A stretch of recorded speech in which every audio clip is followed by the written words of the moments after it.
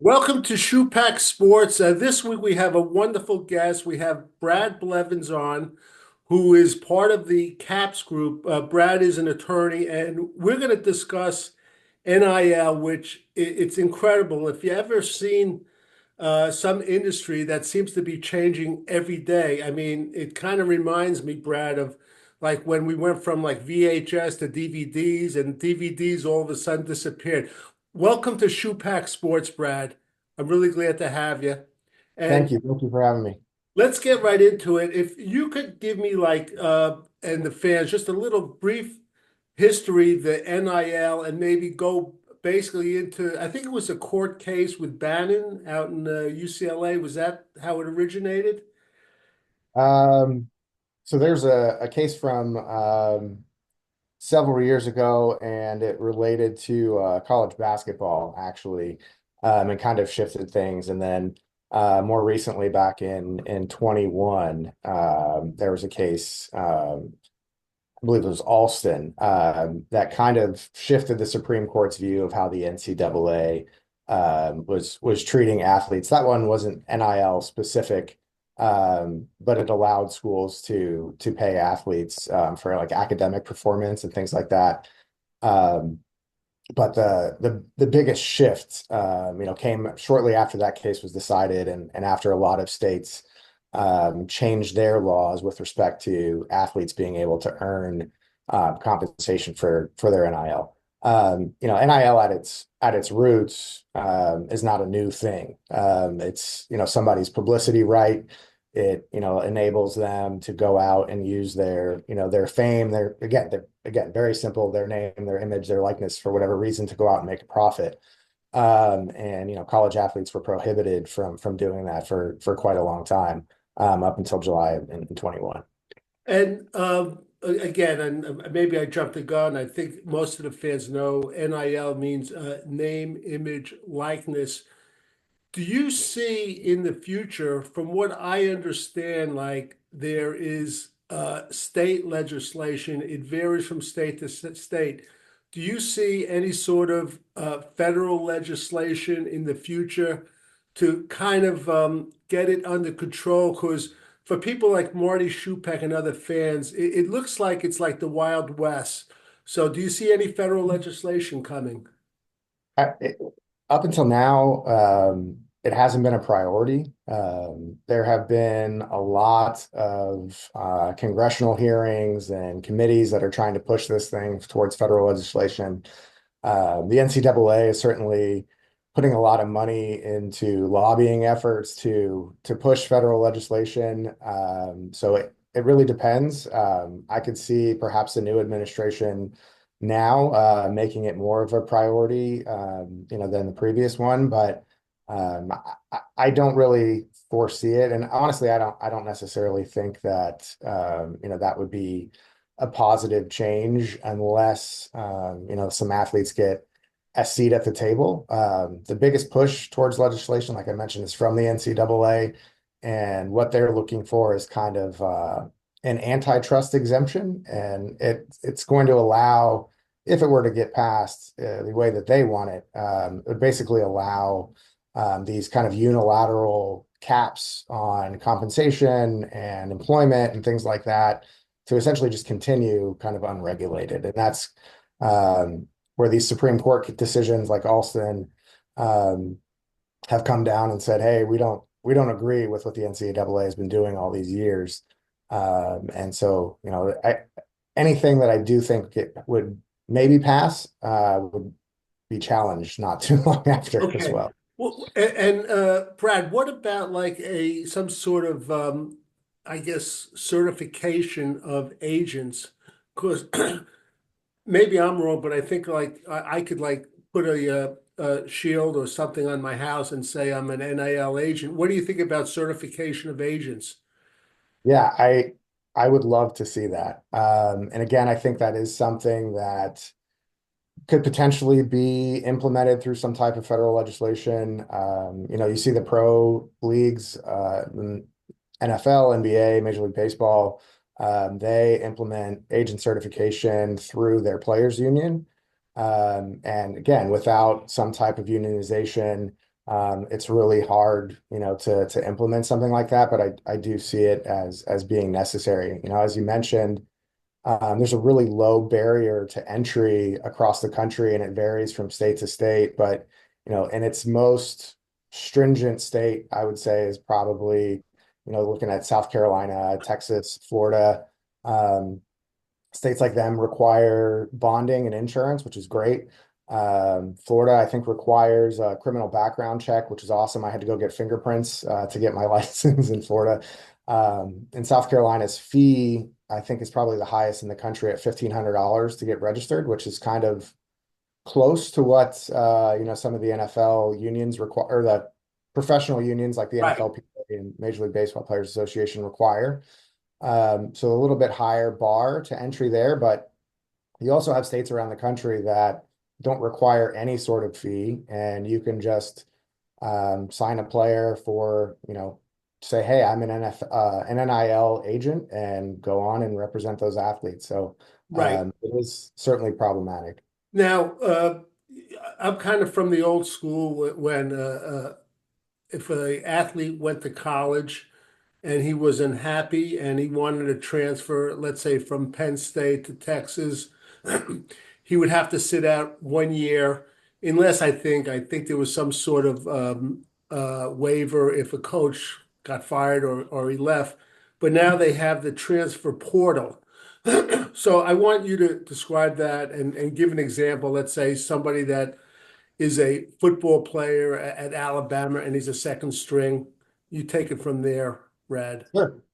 Yes, I mean, the transfer portal is really nothing more than you or I going on LinkedIn and saying, I'm open to work.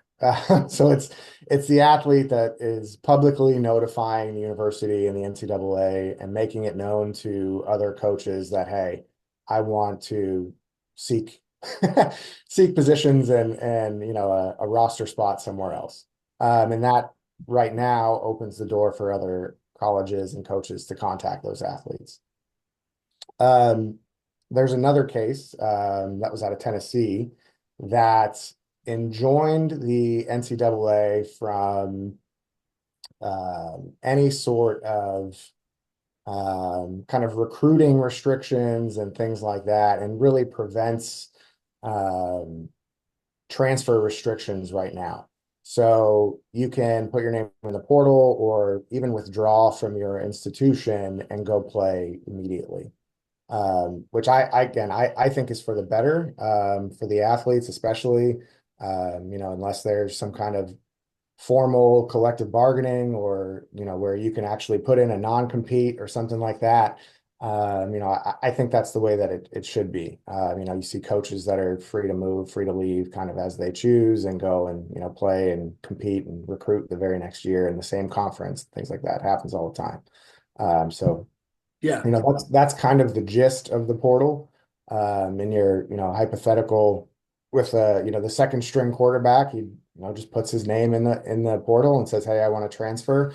Ideally, the school complies right away and lets that player announce. The drawbacks to the portal, unfortunately, is there are not a lot of player protections. So once you go ahead and enter the portal, that Alabama quarterback could lose his scholarship almost immediately, and they don't have to allow the player to come back, and they could pull the scholarship funding. So right. there's some risks there. We're talking to Brad Blevins from the CAPS group, and I'm going to get into your background. I just have one other question. Something happened, and it kind of went under the radar a little bit. I don't know if you're familiar with it. I believe the quarterback for Nevada, Las Vegas, was a starting quarterback. Then all of a sudden, he decided towards the end of the year he's not going to play because he claimed his NIL money, the amount that was promised, never went through. Are you familiar with that at all? What Yeah, happened? I'm very familiar. And unfortunately, it happens often. Coaches make promises. Some of the collectives that are out there affiliated with the schools are making promises. They're not getting anything in writing, and the athletes are, for the overwhelming majority still unrepresented or have representation that isn't really doing their due diligence, and really looking out for the best interest of the athletes. I think in that particular instance, that quarterback went and participated and played without a contract and was promised, this money. I think it later came out too that that particular agent wasn't licensed in Nevada and was supposed to be. So the collective there reportedly refused to negotiate with that agent, and so they were never able to get anything done. So I think earlier on as well, there was a case at Michigan State where I think their collective had some language in their contract, and again, at least some of these players had contracts. Um, and this is very common language to see in the contracts, but basically it said the collective can terminate the agreement at any time for any reason. And I think they went belly up and lost their funding and terminated the contracts with every single player that they had on the roster. So again, a big need I see out there is for representation and competency, and again, as you mentioned earlier, some type of higher threshold barrier to entry certification process for some of the agents that are out there. Right, Brad, give the fans something of your background. We're talking to Brad Blevins, your background and the CAPS group, what they do, and then we'll get right back into this. Yeah, sure. So to go way back, I saw myself as a kid that wanted to grow up to be the next Jerry Maguire. I played college baseball and thought, hey, if I don't make it to the bigs, I'm going to rep my friends. Uh, Where did you play baseball? Cleveland State. Okay. So I had a pretty decent career and had some friends that had, much better careers, and thought, hey, I'm gonna go to law school and take my MLBPA certification test and go ahead and get licensed. I graduated law school and found myself 130 grand in the hole, and I didn't have a client that was ready to jump on board with me, so I couldn't pay the fees and things like that. So I started some government work at Wright-Patterson. I joined as a civilian with the Air Force, negotiating contracts. And a few years after that, I found myself in San Antonio in a legal office that handled all of the commercial sponsorships for the Air Force worldwide, as well as it's called the World Class Athlete Program. And so what that does, it only exists in the Army and the Air Force, but what it does essentially is allow active duty service members to forego some of their commitment and train full time to be Olympians in their given sport. So all of those athletes that were team sports guys and women, that went on to get drafted, whether it was Major League Soccer, Major League Baseball. Um, I think I had some hockey players as Right. well. Um, Yeah. I would have to go in and negotiate all of those contracts with those professional teams and leagues to kind of take out the portions that allowed the leagues and their franchises to use those athletes' name, image, and likeness kind of at their discretion. Sure. That's in large part because the military members are prohibited, kind of in the same way that college athletes used to be, from utilizing their NIL to endorse anything. So that kind of gave me some kind of agent experience. I was kind of the Air Force's agent, for lack of a better term, for 6 years, and again, doing some of the commercial sponsorship work as well. Gave me quite a bit of experience to go ahead and start this LLC back in 21.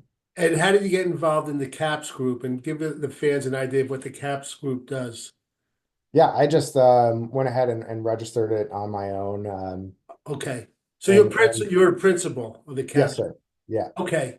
And so what we do is we take on college athletes, either as an agent or an attorney, to go ahead and help these athletes navigate the landscape, whether, decide to where they decide to commit, whether or not they decide to enter the transfer portal, um, And then from there, go ahead and negotiate their contracts, make sure that they're compliant and smart deals, and make sure that we really protect the athletes, the best Right. way that. Okay. All right. Let's get back into this. I was reading about this someone who's kind of in it with you, but he's been in a while. He's part of Excel Sports Management. The guy's Jeff Schwartz. I'm sure Okay. you probably heard of him. And not that I was surprised, but he mentioned how now agents are starting to help high school athletes choose their college. It seems to be this whole field is filtering down to athletes that are younger and younger and younger. I mean, where do you think we draw the line as far as, these agents and firms like the CAPS groups get involved? Or do you think maybe we have to get involved to protect these kids? I mean, at the end of the day, I think it's really almost that's almost a family decision. If I have a 7-year-old son, and say he was a stud baseball player or basketball player or whatever, and we started, putting his videos out there on social media, and he develops a following. I don't want my kid to be precluded from finding representation to go out there and help him, make some money that he can put away. I think that, youth sports, there may be some that say that it's too early for things like that. But again, for me, I think that's really a family decision, a parent decision. But I don't think there should be anything in place that stops anybody, just because you're playing sports from going out there and trying to capitalize on a market that wants to pay you for your services. Right. You touched on it briefly, but if you could change, let's say, two things about NIL today, what would they be? Yeah, I mean, I think international student athletes are at a real disadvantage right now, because they're all working on student visas, or they're here on student visas competing. And so there's a huge percentage of Division I athletes right now that are ineligible, unable to really benefit from NIL without kind of jumping all over all of these hurdles to perhaps, fulfill a deal that's done while they're on an overseas trip or while they're back home, in another country for the holidays, things like that. It's really precluding them from being able to maximize NIL or really benefit from it at all, which I think is really unfair. And I would say the second, biggest thing, and again, that's something that could address a lot of these issues, like we mentioned, the agent certification and things like that, is really just giving athletes a seat at the table. Because I think there are a lot of folks out there right now that are, and again, that's, the house settlement that we kind of talked before we started. Um, there's people out there that are advocating for the athletes without ever actually asking what they want, which I think is really problematic. So I think, I don't know if it ends up becoming a union, or athletes end up becoming employees, which, for all intents and purposes, in my opinion, they are already. Um, I think that's really the biggest problem that I see, and the biggest area where I can see room for improvement is actually giving athletes a voice in how much money they can make, and how their scholarships are distributed and things like that. I always had the idea, and by the way, a number of years ago, I was telling my friends that even before NIL, I see the NCAA weakening a bit. And I said, and I'm going to say it again, mark my words, Brad, one day you're not going to have like the Big 12 or the Pac-12 conference. You're going to have like the Microsoft conference, the Apple conference, the Amazon. I'm telling you, the day is coming. And the NCAA is just going to be very, I don't know what their purpose is going to be, maybe just the rules, but it is coming.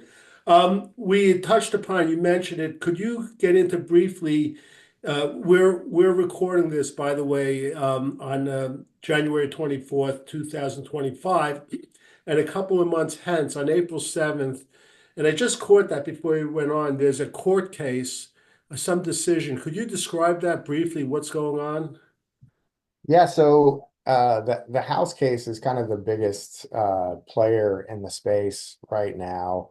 And basically what that is supposed to do is provide athletes and there's a back pay portion of this, athletes who competed as late as 2016, all the way up to current athletes, but to give them kind of a piece of the pie of the broadcast revenue, video game revenue that they were not entitled to pre-NIL.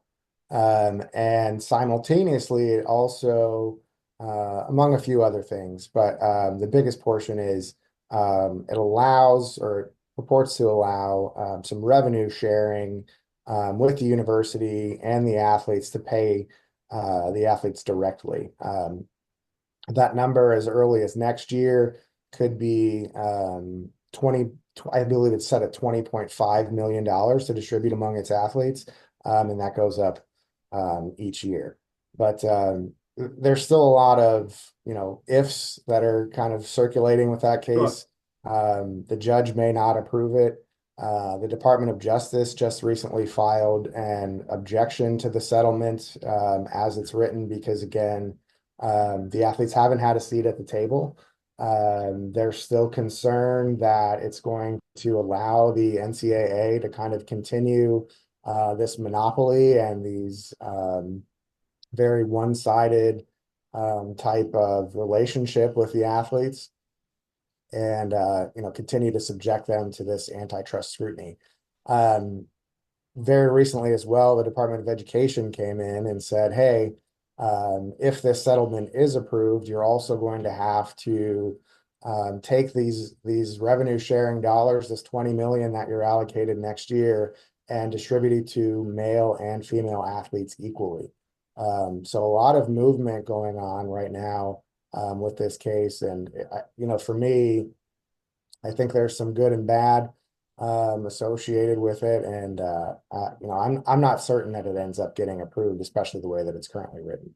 Right. Do you think yourself that there should be some sort of a cap on NIL money and also a cap on the amount of times a player is allowed to transfer in the portal? Only if the athletes are involved in negotiating it. Right now, I think to impose that cap, I share a view that's similar to, the Department of Justice, who came in and objected to House and said, hey, this cap is a very arbitrary number, and I don't think there should be a limitation on how much the athletes can earn unless they agree to it. Okay. Um, and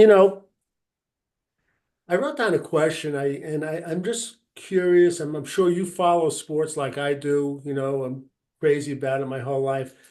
Do you think there'll be a day though when the money will be so much that, let's say, a college football quarterback, he'll forego a professional contract because of the money they made in college?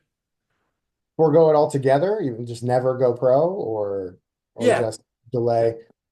I don't know. I mean, I certainly think it's possible if in the right, set of circumstances. I think you've already seen some athletes delay their professional careers. I think Armando Bacot, who's a North Carolina basketball player last year. I don't know that he was valued or particularly saw his draft stock and or maybe career in the NBA particularly high, but was making $1 million or $2 million to stay at North Carolina. There's some talk right now about Quinn Ewers, staying at Texas, and I've heard numbers as high as 10 million for him to come back. Um, so I mean, if he's getting that much money, next year and has a bad season, gets banged up, maybe just concussed once or twice and says, "Hey, I don't need to do this anymore and to put my body through that. I've made enough in college, and I'm not going to put myself at risk." Right. Could you just, not to be exact, but I'm just fascinated sometimes when there's a new industry, how many jobs does it create? and just like in college and outside of college, just go over a few of the new jobs that the name, image, likeness has created. Yeah, absolutely. So, in-house, a lot of schools and athletic departments are creating these kind of general manager type positions that go in and help the coaches and the recruiters kind of allocate, their NIL funds and their budget and kind of decide the best way to spend their money. There's a lot of software being developed out there that's supposed to help do that as well. And some of the schools, the bigger schools, even have those positions for football and men's basketball and women's basketball. And so lots of jobs certainly created internally. Outside of the schools, I mean, every single athlete who's taken advantage of NIL is now, gainfully employed, whether it's a social media deal, whether it's, hosting a camp or doing something similar. That's all revenue that, the athletes weren't able to earn before. All these collectives are creating, new jobs, and whether it's again on the financial side or sales or trying to recruit or solicit donor revenue, things like that. Agencies cropping up like mine that are trying to represent these athletes and make sure that their best interests are considered. So um, it's a hard number to say for sure, but definitely a lot of new positions that have opened up. Yeah, you mentioned you played baseball. I played like 1 year of college football years ago, but just like athlete to athlete, which I find fascinating with the money thing. And I actually heard Nick Saban talk about it. Uh, if I'm like a second or third string offensive lineman on Alabama, and I think I have a shot to maybe play 2 or 3 years in the NFL or 5 years in the CFL, I have to decide what's better for me to spend 2 years practicing against some five-star recruits, becoming a better ball player, and being patient for the third or fourth year I'm there and possibly starting, or transferring to Cleveland State for $75,000 when I could start right away. Is this a dilemma you see these athletes going through? I don't know. I can't say that I've seen that. I know I mean, for me, um, I made the decision that I wanted to be on the best team. And I didn't care what that meant. I didn't care if I was a closer or only got a couple of innings. I wanted to come in and practice and compete every day with the best talent and surround myself with the best players that I could. And so, but again, there's an argument that, you become a better athlete by getting on the field and seeing minutes or seeing innings. So again, I think that's really, a personal decision. It's not something that any of my clients have really dealt with, I don't think.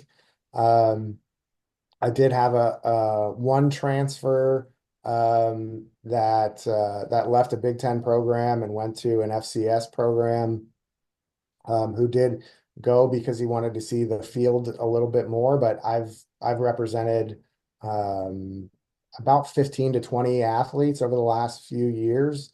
And that's the only instance of that I've really seen. By the way, we're talking to Brad Blevins of the CAPS group. We're talking about name, image, likeness. Brad, everyone, all the Marty Schupaks of the world that follow sports, they see these big numbers thrown around with NIL. But I actually saw, I don't know what year it's from, and maybe I saw the numbers wrong, but they said NCAA Division I average, the amount of NIL money was $3,711 per athlete. Is that correct? Yeah, About so I think the numbers the big six-figure numbers that you see are um, predominantly football players, high value 4 or 5 star recruits, men's basketball players, sometimes women's basketball. Um, that's where those numbers are coming from. And those are not the norm, certainly among all athletes across sports, certainly either. I think that number probably came from Bill Carter, who's really great resource in the space. He's kind of a marketing legend. He's out there gathering a lot of data, doing a lot of surveys.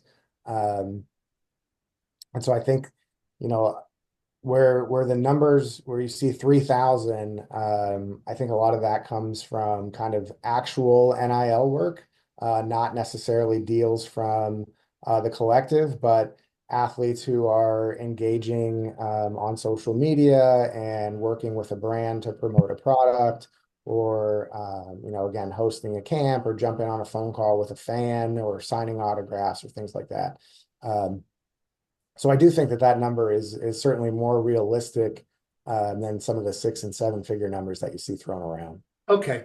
And we're going to close this out. I have a couple of more questions though, and I guess you kind of touched upon it, but how do we change the disparity, let's say, for athletes from, let's say, Georgia football to like Cleveland State? I mean, what can we do about that with the NIL money? I mean, I do think that, if there is a cap eventually, obviously that would help. But again, I don't wish for that unless the athletes are involved in the process. And so I don't know if that's going to happen. I mean, I think, to a large degree, there's always kind of been the haves and have-nots, whether it's nicer facilities or better meal plans, or, being able to afford a coach like a Nick Saban. Um, there's always been the disparity, and I think, to some degree it will always be there. But, you also think back to 21 when this all first, kind of flipped. And, Travis Hunter started at Jackson State, right? And so I think with men's basketball, women's basketball, if you get a good group of boosters and donors together that say that they want to help the program, $1 million or $2 million in basketball can change a whole roster and really make you a competitor and create some more parity. And so, and even in the football space, you have schools that aren't traditional powerhouses this year. Like Indiana had a really great season. I think Army and Navy had really, really good years, and they're not even eligible to, participate with NIL. So Do the Ivy Leagues participate in NIL? um, it's funny you mentioned that, because the Ivy League actually just recently, I think yesterday or the day before, released a statement and saying that they were not going to opt into the House settlement if it were approved. And Interesting. so the Ivy Leagues, it's very interesting because obviously, you have your most successful businessmen in the world, businesswomen and women in the world, coming from these, prestigious institutions, and could really put together some powerhouse programs if they pulled together some funding. But they've really kind of pushed the position that they're there for academic purposes primarily, and haven't really made a big push. But I think, if the Harvard alumni decided to pool resources, they could put together some really powerful teams, but it just hasn't really happened yet. Right. Has anyone ever thought of the idea? I'm sure it came about, even before NIL, about these players having some sort of escrow account while they're playing college sports, and either, I'm not saying 100%, but a certain percentage it goes into the escrow till they're like 22 or 23 years old. Has that ever come up? I've tried unsuccessfully. I'll admit I've actually tried to ensure that some of my higher dollar value clients had a percentage, or at least a large portion of their NIL offers put into escrow, to make sure and try to prevent some of these business entities, these collectives, from going under, and try to set aside some of that money for the athletes to guarantee that they received it. Um, there is some talk. Yeah, I mean, I think you've seen, um, I think this goes back quite a ways, but there used to be, I think, a few Olympic athletes that would have money that was set aside in escrow or in a trust that they couldn't access until their eligibility or their college eligibility expired, and then they could kind of pull from that money. So that does happen sometimes. It has in the past. I don't know that there's any push towards doing something like that now, but it definitely is something that that's happened before. Okay, and I want to close this out. I want to touch upon women's sports. Do you think women's sports has been neglected with name, image, likeness? And with that, we're like a year removed from with Caitlin Clark with her college career. But what's your opinion with the women's sports and NIL? And do you have any clients that are women? Yeah. Right now I have she's a high school basketball player, actually. She's committed to play at Villanova. Her name's Kennedy Henry. She's a phenomenal talent. She was just named to the McDonald's All-American selection. So we're waiting to see if she makes the final roster. But starting back in 21, my first client was actually the shortstop for the Mizzou softball team. Her name was Jenna Laird. She ended up winning a Gold Glove there. She was an All-American. And I wound up with five Mizzou softball players. And so we were able to use those relationships with the softball clients that I had to host an event for the whole team. And we raised about, I think, 30 grand. And after, all the expenses were cut at the end of the day, all the girls were able to go to a country club and get a free meal. And they made about, I think, $350 a piece for just a couple of hours of work, signing autographs and meeting fans and things like that. So not a ton of money. But Right. for me, I think the Women's College World Series last year outperformed so many men's sporting events. I Right. can't give you stats. I don't remember which. But I think largely, and there are a few outliers. I think there was a pitcher that, transferred to Texas A&M that she made, $1 million or $2 million. But I think largely softball is very underfunded. The fans and the athletes were all super grateful to have this kind of small, intimate gathering, and weren't seeing much else in terms of revenues from the collective or anything like that. And I think women's volleyball is probably another one that is trending upwards in terms of viewers and participation that really isn't seeing a whole lot in return on the NIL side. Yeah. All right. Brad, I want you to tell the fans of Schupak Sports, and thank you so much for coming on. Tell us, how do they contact you? Let's say I have a son or daughter, and I'm not sure what to do. And look, I could, in the short time which we spoke, I could tell you're very well grounded. And what I like, I just want to tell the fans why I would put my son and daughter in touch with him. Throughout the interview, the one theme you kept repeating was as long as the athletes are at the table, which I think is excellent. I think that's a lot, that's a really gives you a lot of credibility, unlike other people. But how would they contact you in the CAPS group? Yeah, so my website is thecapsgroup.com. You can email me. I'm just Brad at thecapsgroup.com. My phone number is on my X account and my Instagram account as well. If you just search for the Caps Group, you'll find me. Great. All right, Brad, thank you so much. Don't hang up when we sign off. I appreciate it, and I want to wish you all the luck in the world. Thank you so much for having me. It was a pleasure. You got it.